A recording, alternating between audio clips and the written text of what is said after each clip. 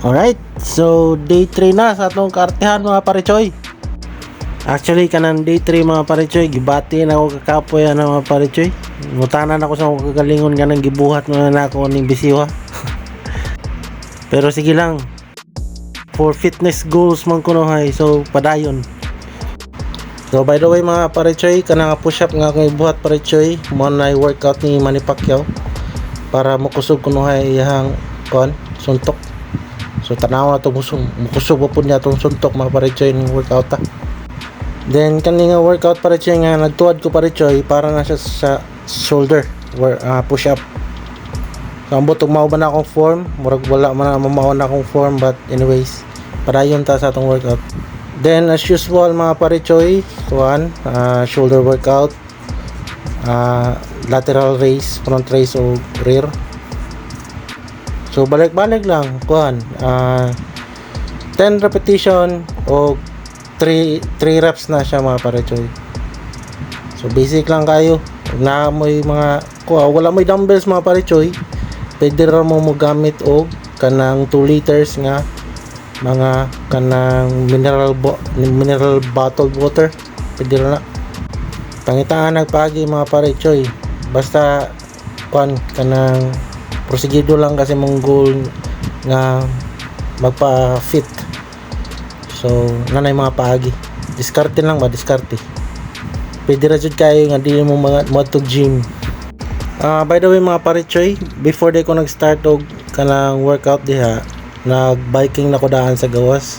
Kumbaga cardio ba para mapabilis bitaw ang pag burn sa tong fats. So mas maayo before mo mag-start og workout, mag-cardio sa mo. So then after sa imong workout, pwede sa mag-cardio kag balik para mapabilis jud ang pag-burn sa imong fats.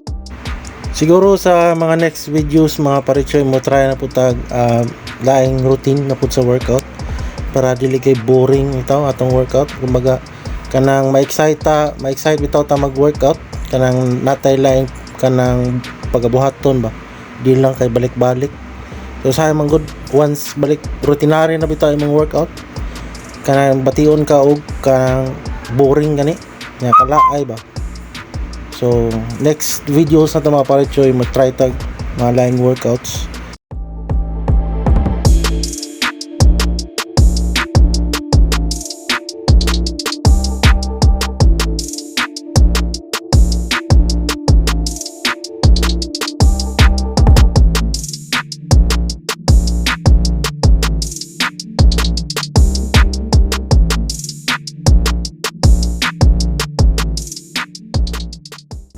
Right, so kanang last set na ako sa akong lateral raise mga parechoy.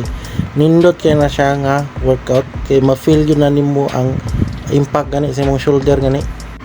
Labi na og kanang wala kay laing kumbaga dili ka kay ka-upgrade sa imong kabugaton sa imong dumbbell. So effective kay to siya nga kanang workout mga parechoy para sa imong shoulder.